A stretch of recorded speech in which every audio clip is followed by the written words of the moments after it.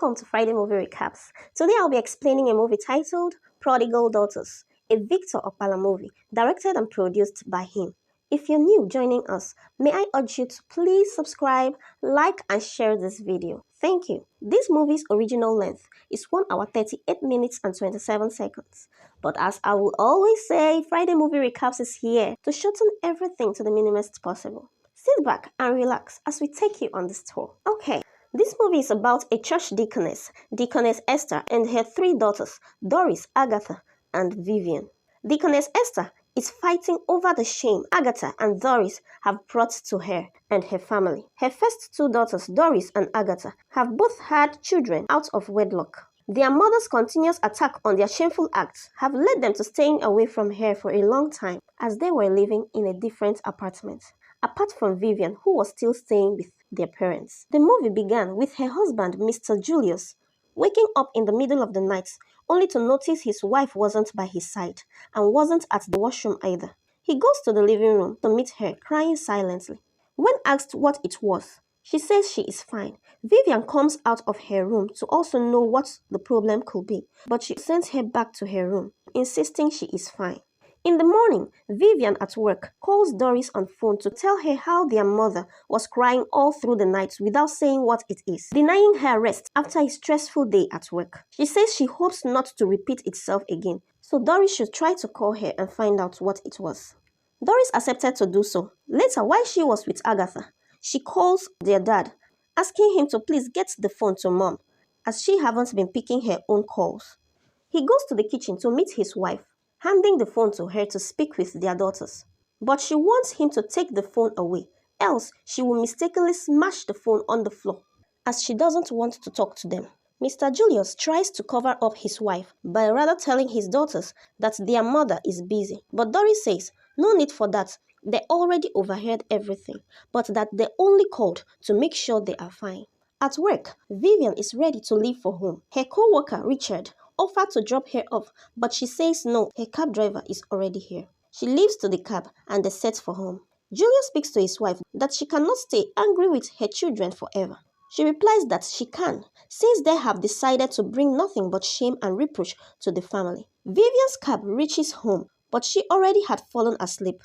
The driver woke her up and she went in looking very tired, only to meet her parents raising their voices at each other.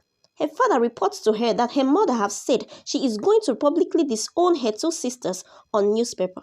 Vivian is shocked but bids them good night, saying she is so tired for this and leaves for her room. At work the following day, she calls her sisters and tells them what their mother have resolved to do and that please they should go visit her. She might be angry at them to have stayed away for so long. Agatha says never will she. Vivian says to her that it is not that she herself is proud of what they did, especially she, Agatha. Agatha says she have said countless times that she never knew the man was married until after she got pregnant for him, and that for crying out loud, it is 5 years already. Should they continue to be crucified for what had already happened? Are they the first to have children out of wedlock? After the call ended, Doris tries to convince Agatha for them to go visit their mother. Mr. Julius comes home with the ashebi cloth for his niece's marriage. His wife says she won't be attending the marriage occasion with him. Mr. Julius complains that it is the 6th occasion in the family she is rejecting to attend with him, but that this time he will not take no for an answer. Doris and Agatha comes to visit their mother, but she is unwelcoming. She asks them whether they had come to tell her that they are pregnant again. Doris says to her she should stop acting as if their lives are useless just because they had children out of wedlock. She replies that their lives are useless. What man will want to settle with them, leaving other single women without baggages all over the world? She mentions how Doris was sent to school and got pregnant in her 2nd year, causing her to drop out from school, while Agatha got pregnant for a married man. They begged her to forgive them, for it's over 5 years already, but she asked them out of her house, saying they aren't welcomed until they put their lives back in order. Vivian is ready to go to work inside her cab. Her driver, called Yemi, notices she have changed her perfume and points it out to her. She confirmed it, saying her perfume got finished, and so she decided to try out the one a friend got for her on her birthday 2 days ago. Yemi wishes her happy birthday in arrears and says in his own opinion he prefers her usual perfume than this new one that scents kind of harsh. She confirms it too. At work, Richard meets Vivian sleeping on duty, and she says it is because she hadn't had enough sleep at home before getting up early for work in order to beat up traffic. Richard says he overheard one of their colleagues looking for someone she can pair up costs with to get an apartment close to work, that if Vivian is interested, she can go pair up with her so she can always have time to sleep and still get to work early. She is very happy about it and hurries off to meet with this colleague, even though Richard had offered her a second option of moving in with him for free since he lives close by too, which she declined. Mr. Julius visits his daughters in their apartment. They say they aren't going to step their feet in that house again since their mother threw them out. He asks them what the situation of things are between them and the father of their children. Doris says the man is taking good care of his daughter, who is presently at a boarding school, but that he already made it clear to her ever since that he doesn't love her enough to marry her, and had even asked her to terminate the pregnancy, which she disobeyed and kept it. Agatha says her own son spends most time with his father, who is taking care. And as for the man's wife, she and her husband don't have much of a choice since their marriage is childless for over 10 years now. Mr. Julius advises them to not allow their mistakes define their future. They should get up and do something about themselves.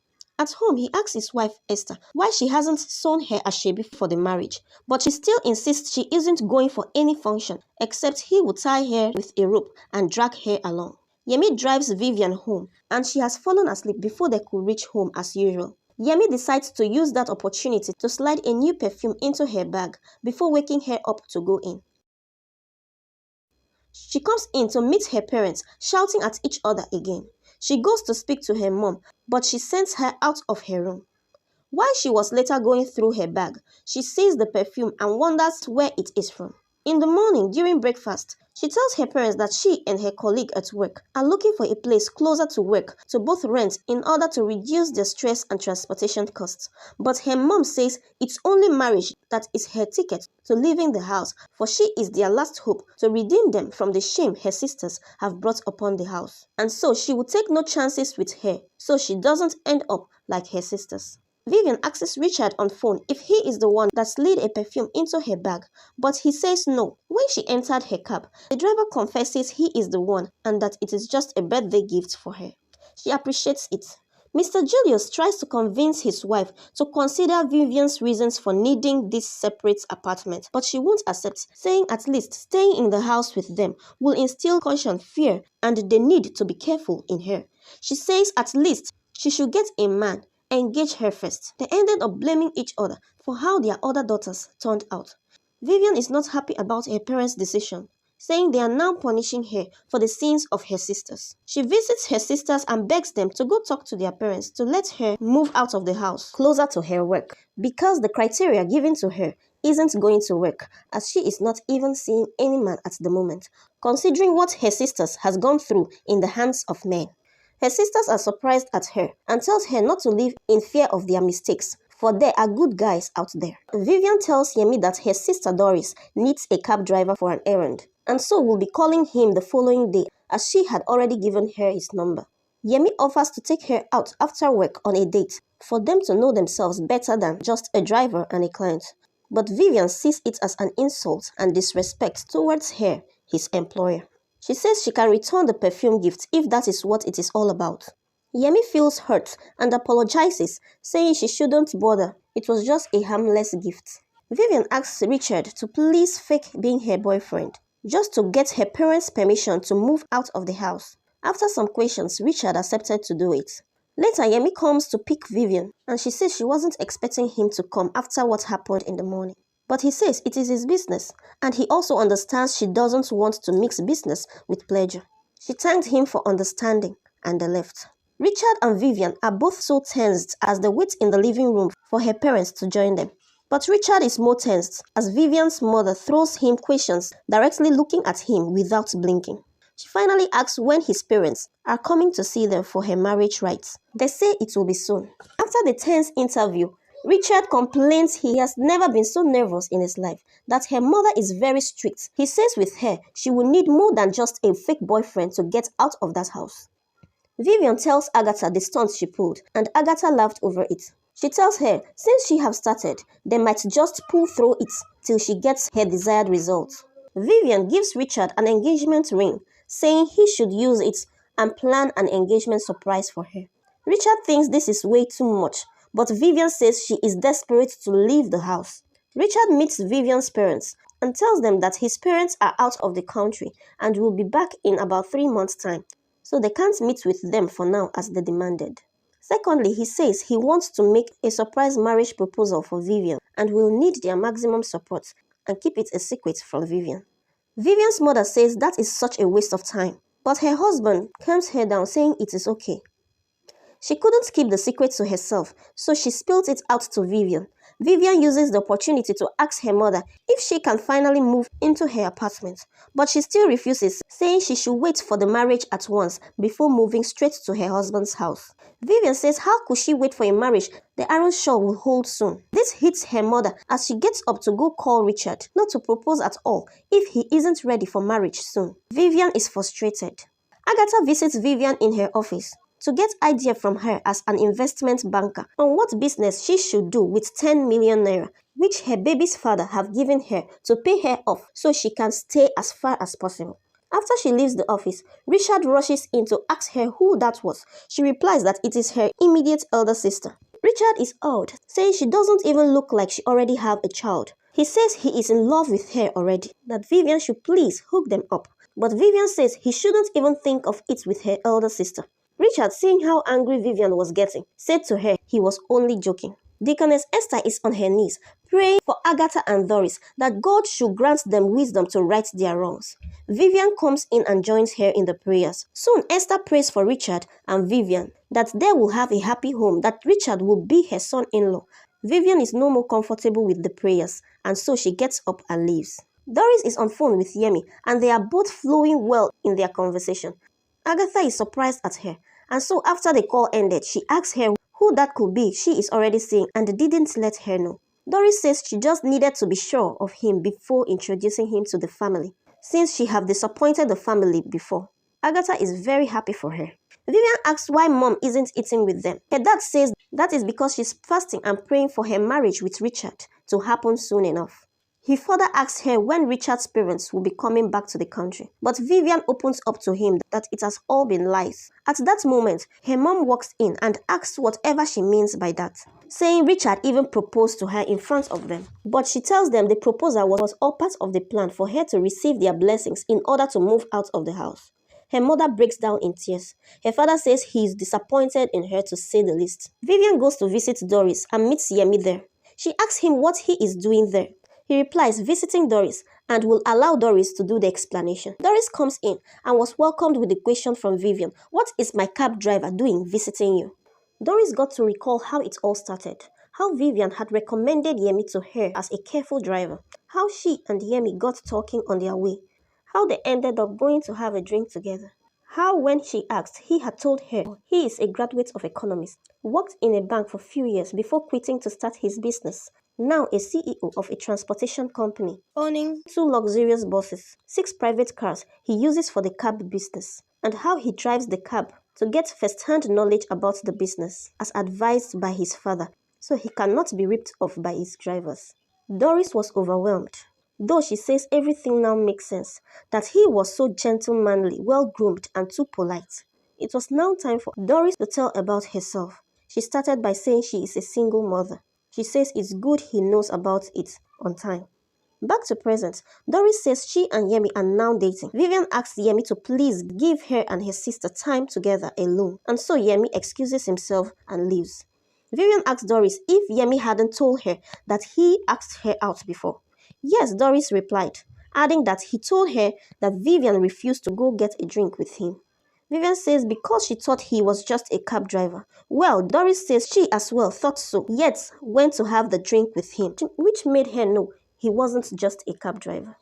Deaconess Esther tells her husband that regardless the confession Vivian made, she will still continue the 21 days fasting she had started. Agatha visits Vivian in her office and says she has come to find out more about Richard from her. She should know if he is seeing another person. She opens up to Vivian that they have been seeing each other a couple of times now. Vivian is so surprised at Richard and also reminds Agatha that she is way older than him. Agatha calms her down, saying they are adults. Moreover, age is just a number. Later, after Agatha had left, Richard comes in. Vivian says she wants to know what he is up to with her elder sister who already has a child. He says truthfully he is in love with her. This has struck him from the first day he saw her. Doris comes home very happy and tells Agatha that her visit to Yemi's parents was awesome, that they care less whether she is a single mother or not. All they care about is their son's happiness. Agatha says she wishes to have same kind of reception when she gets to meet Richard's parents. Vivian calls Yemi to meet him at her office. He asks her why, because he is already aware he has decided to rest and allow his drivers do the cab business.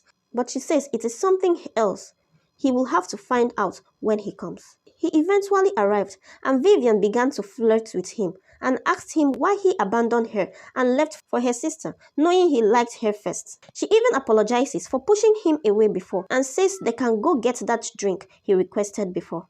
Yemi wasn't taking it funny. He gets irritated and stops her advances, then walks away silently. He storms into Doris's house, accusing her of planning with Vivian to seduce him in order to test his genuineness to her, even when he had been so open to her, accepting a platonic relationship until marriage, even introducing her to his parents. All this while, Doris was lost and didn't understand what he is talking about. He says he knows she will deny it, but that he is a very straightforward person and won't stoop for lies or games. He walked out, despite how Doris tried to explain that she knows nothing about it. Doris goes to meet Vivian at their parents' house and asks her why she could do such thing. Vivian says she was only looking out for her. She can't risk her disappointing mom, for she can't handle another mishap. Doris doubts if she was actually looking out for her or she was trying to snatch her man away from her. Their mom comes out asking what is going on. She tells her that Vivian had finally snatched from her the one chance she had of finding true love. Then she walks away. Doris is so worried. She tells Agatha that Yemi isn't picking her calls and have sent her a message saying he isn't going into a relationship that have trust issues. Agatha calms her down that Yemi probably needs time to think it through. Mr. Julius comes visiting Agatha and Doris, bringing with him Vivian, who was busy apologizing. Not too long, there was a knock at the door. Coming in was Yemi and Richard. Richard says Vivian told him to help talk to Yemi on her behalf. Mr. Julius is lost, and so Vivian introduces them to him, pointing at Yemi as Doris's boyfriend that they have been talking about, and then to Richard, saying he is now Agatha's boyfriend. Mr. Julius is astonished and exclaims, "Ah, children of this generation." Vivian says it is true what they say, that God answers prayers, but in mysterious ways. Her mother wanted Richard to be her son-in-law, and she is about to get that. Her mom had also said that she was their only chance of redeeming the image of the family, and she was right. She is the reason her two sisters are getting married. She is the connecting dot between them and their true love. Here they are planning for both weddings coming up that same year. Dad calls them to come see their mother, who was happily dancing and praising God for answering her prayers and making all her daughters engaged and about to get married. They danced with her, and that ended the movie. Thank you for following us to the end. A shout out to all my subscribers and all my faithful viewers. You are loved. Please, if you're new in this channel, don't forget to subscribe, hit the like button, comment, share before leaving. Alright? Thank you and bye.